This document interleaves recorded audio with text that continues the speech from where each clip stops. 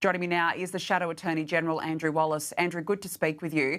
I want to start off by getting your reaction to the high-ranking security insider who broke their silence in The Australian today, saying that Labor was willfully blind to the rise of anti-Semitism and that the Prime Minister and his ministers ignored the warnings.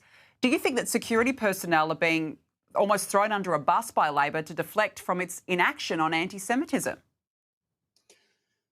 Well, it appears that way, Danica. I've been calling out for the last 3.5 years the fact that this Labor government is utterly weak on national security. It's weak on defence, it's weak on national security. It doesn't take either of them seriously. It beats its chest. Both Richard Marles and Tony Burke always go around saying what a wonderful job that they're doing. But the reality is the Labor government, led by Anthony Albanese, has totally failed 27 million Australians, not just our Jewish community, but they are bearing the brunt of these failings. And I think one of the crescendos of these failures is Anthony Albanese's intransigence in his refusal to call a Commonwealth Royal Commission. Now, he just seems to be trying to ride on the coattails of Chris Minns. It absolutely makes zero sense when we have a national security problem that Anthony Albanese is trying to say, well, a state-based Royal Commission in New South Wales, together with this internal departmental inquiry that he's doing, that'll resolve the problems. It won't. And that's why there is a growing chorus of Australians, luminaries, from a former High Court Chief Justice all the way down to even his own backbench. And you put those names up before, Danica. The rising chorus of Australians, luminary Australians, that are calling on this Prime Minister to do his job. He has failed to do his job for such a long time.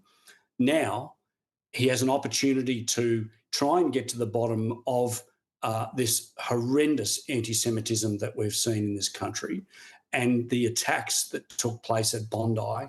And I do not understand for the life of me why he is continuing to shirk this responsibility. And this is a thing. He says, oh, no, we're cracking down.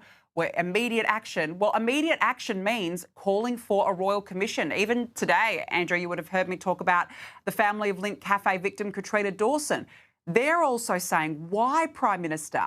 And I was quite shocked yesterday. The Prime Minister said, well, a royal commission wasn't called after the Lint Cafe siege or after Port Arthur, as if it's some sort of justification.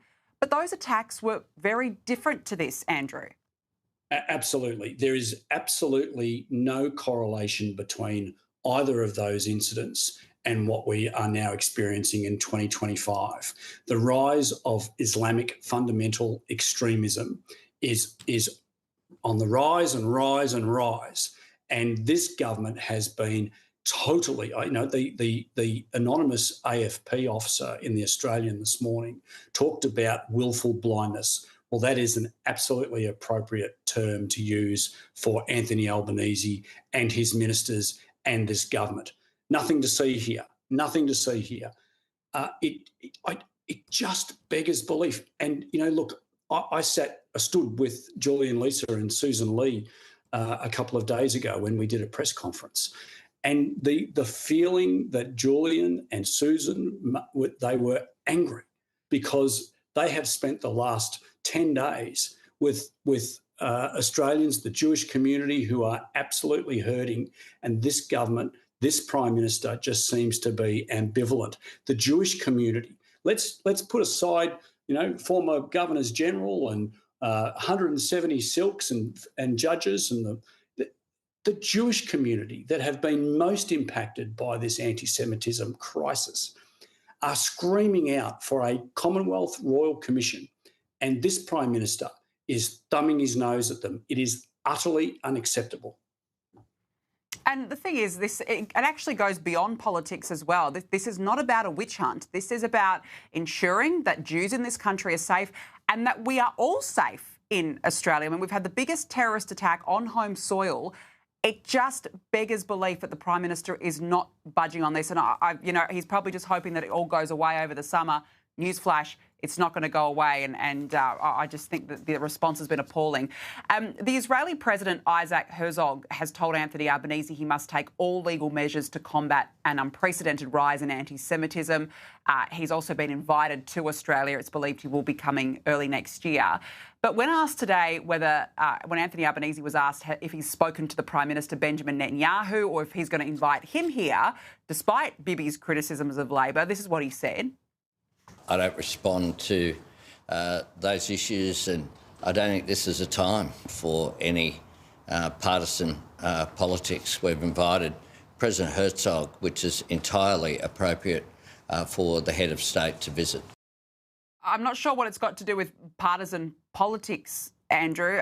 It seems a little bit odd to me that Anthony Albanese has not even been in contact with his Israeli counterpart since this attack on Jews, let alone invite him over. What do you think? Well, we're now 10 days since the Bondi attacks. And when I read that Anthony Albanese hadn't picked up the phone to speak to anybody in the Israeli government in that time, I couldn't believe it. I had to read it a couple of times. Why would the Prime Minister of Australia, the country where there has been the most serious terrorism attack since October 7, 2023, killing more Jews since October 7, he didn't pick up the phone and talk to anybody in the Israeli government? What is this guy doing? I mean, he's just going from disaster to disaster. And this comment that he's made about he doesn't want to partake in partisan politics. Well, I remember very, very well that this Prime Minister, when he was the opposition leader, made merry about the breakdown in the relationship between the coalition then government and the Chinese government.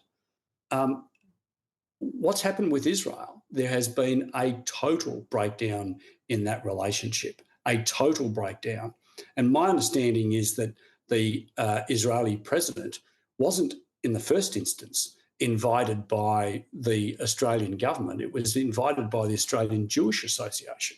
So it took a civil organisation to invite Isaac Herzog to this country, and Anthony Albanese has once again jumped on the coattails.